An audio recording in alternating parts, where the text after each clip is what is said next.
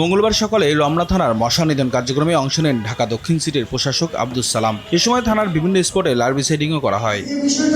এদিকে ঢাকা উত্তর সিটি কর্পোরেশনের পক্ষ থেকে গুলশান সোসাইটির মসজিদে আয়োজন করা হয় বর্জ্য পৃথকীকরণ বিন বিতরণ অনুষ্ঠান। অনুষ্ঠানে বক্তারা বলেন, বর্জ্য অপসারণে গুলশান সোসাইটির পক্ষ থেকে সব রকম সহযোগিতা করা হবে। বাংলাদেশ। আর উত্তর সিটির প্রশাসক বলেন, সময় অপচয় করে সিটি কর্পোরেশনের কোনো কাজ করা হচ্ছে না, কোনো গাফিলতিও করা হচ্ছে না।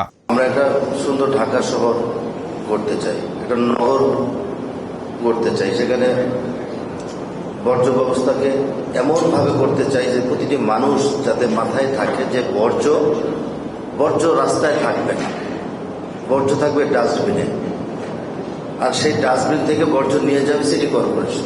অনুষ্ঠান শেষে গুলশান সোসাইটির কাছে বিন বিতরণ করেন প্রশাসক।